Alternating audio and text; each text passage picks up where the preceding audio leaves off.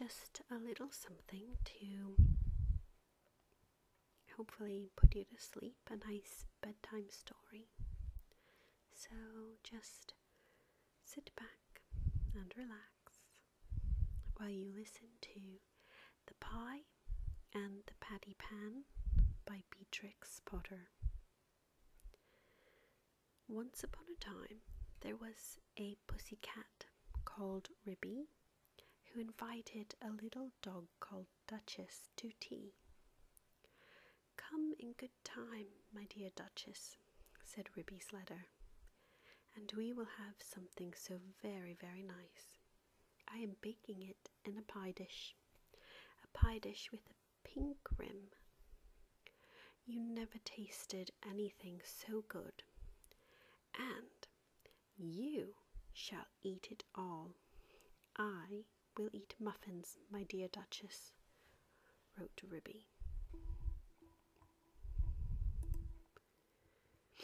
Duchess read the letter and wrote in answer, "I will come with much pleasure at 4:15, but it is very strange.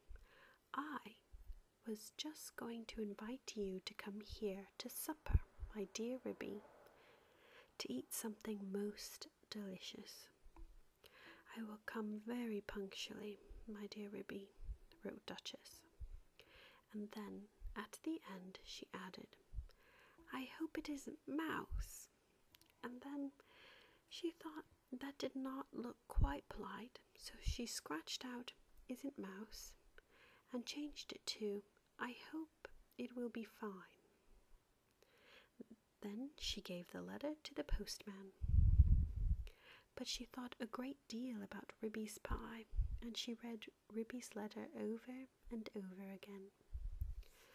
"Oh, I am dreadfully afraid it will be mouse," said Duchess to herself. "I really couldn't eat mouse pie, and I shall have to eat it because it is party. And my pie was going to be veal and ham, a pink and white pie dish, and so is mine, just like Ribby's dish." They were both bought at Tabitha Twitchit's. Duchess went into her larder and took the pie off a shelf and looked at it. "It's all ready to put in the oven. Such a lovely pie crust. And I put a little tin patty pan to hold up the crust. And I made a hole in the middle with a fork to let out the steam. Oh, I do wish I could eat my own pie instead of a pie made of mouse." Duchess considered and read Ribby's letter again. "A pink and white pie dish, and you shall eat it all. You means me. Then Ribby is not going to even taste the pie herself. A pink and white pie dish. Ribby is sure to go out and buy the muffins. Oh, what a good idea. Why shouldn't I rush along and put my pie into Ribby's oven when Ribby isn't there?" Oh, Duchess was quite delighted with her own cleverness. Ribby, in the meantime, had received Duchess's answer, and as soon as she was sure that the little dog would come, she popped her pie into the oven. There were 2 ovens, one above the other. Some of the knobs and handles were only ornamental and not intended to open. Ribby put the pie into the lower oven. The door was very stiff. "The top oven bakes too quickly," said Ribby to herself. "It is a pie of the most delicate and tender mouse, minced up with the bacon. And I have taken out all the bones because Duchess did nearly choke herself with a fishbone last time I gave a party. She eats a little fast, rather big mouthfuls, but a most genteel and elegant little dog, infinitely superior to cousin Tabitha Twitchit, Ruby put on some coal and swept up the hearth. Then she went out with a pail to the well for water to fill up the kettle. Then she began to set the room in order, for it was the sitting room as well as the kitchen. She shook out the mats at the front door and put them straight. The hearth rug was a rabbit skin. She dusted the clock and the ornaments on the mantelpiece, and she polished and rubbed the tables and chairs. Then she spread a very clean white tablecloth and set out her best china tea set, which she took out of a wall cupboard near the fireplace. The teacups were white with a pattern of pink roses, and the dinner plates were white and blue. When Ruby had laid the table, she took a pitcher and a blue and white dish and went out down the field to the farm to fetch fresh milk and butter. When she came back, she peeped into the bottom oven. The pie looked very comfortable. Ruby put on her shawl and bonnet and went out again with a basket to the village to buy a packet of tea, a pound of lump sugar, and a pot of marmalade. And just at the same time, Duchess came out of her house at the other end of the village.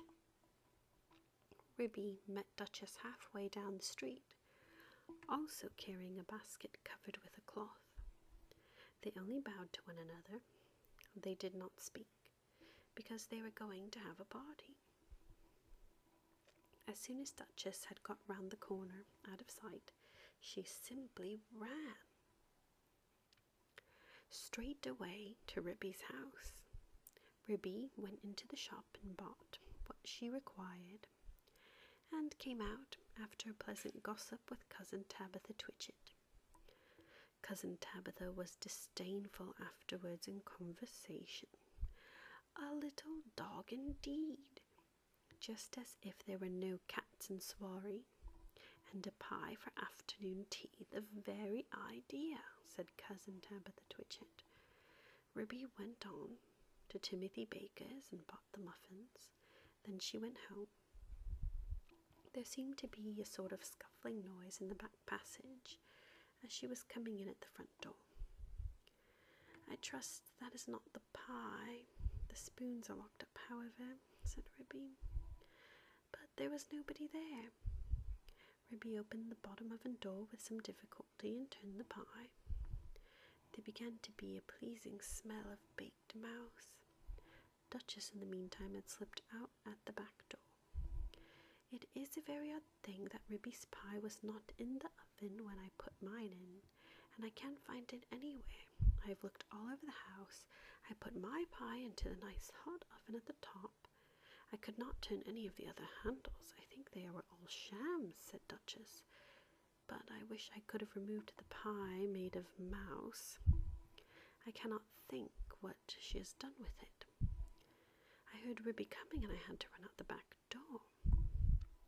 Well, Duchess went home and brushed her beautiful black coat, and then she picked a bunch of flowers in her garden as a present for Ruby, and passed the time until the clock struck 4.